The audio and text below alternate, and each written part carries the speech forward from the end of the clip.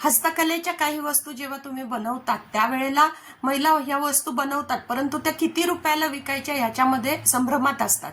तर त्याच्यासाठी एक छोटासा फॉर्म्युला असा आहे की त्याच्यामध्ये मटेरियल कॉस्ट घ्यायची, आपल्याला लागणारं रॉ मटेरियल, कच्चा माल जो जो लागलेला आहे त्याची किंमत, धागा आहे, नंतर काय तुमचे बटन लागली, सुई लागली, जे काय तुम्हाला लागलेलं असेल, पेंट लागले ते, आणि नंतर त्याच्यामध्ये मिळवायचे आपली वेळाची किंमत.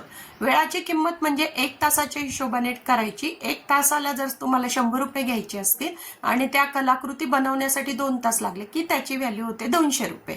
तर असा साधा हिशोब आहे. आणि तिसरी कॉस्ट आहे की ओव्हरहेड कॉस्ट. ओव्हरहेड कॉस्टमध्ये तुमचे लॉजिस्टिक म्हणजे ट्रान्सपोर्ट, की इकडून वस्तू दुसऱ्या ठिकाणी न्यायची असेल तर त्याला रिक्षाने जायचं असेल तर तो खर्च, किंवा ऑनलाईन तुम्हाला जर प्लॅटफॉर्मची काही फी असेल तर त्याचा खर्च, लाईट बिल, याला म्हणतात ओव्हरहेड कॉस्ट. या तिन्ही कॉस्ट एकत्र करून त्याच्यामध्ये अजून तुम्हाला नफा जोडावा लागतो. नफा जो आहे तो हस्तकलेच्या बाबतीत 30% ते 50% एवढा नफा तुम्ही आकारू शकतात.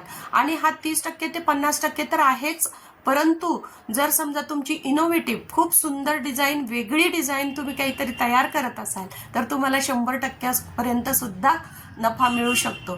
तर अशासारखा तुम्हाला वेगवेगळ्या कलेचे कॉस्टिंग कसं काढायचं आहे विक्रीच्या दृष्टीने, त्याच्याबद्दल एक आपण लॉंग व्हिडिओ लवकरच आणणार आहोत. तुम्ही सबस्क्राईब करा सत्कर्म चॅनलला. धन्यवाद.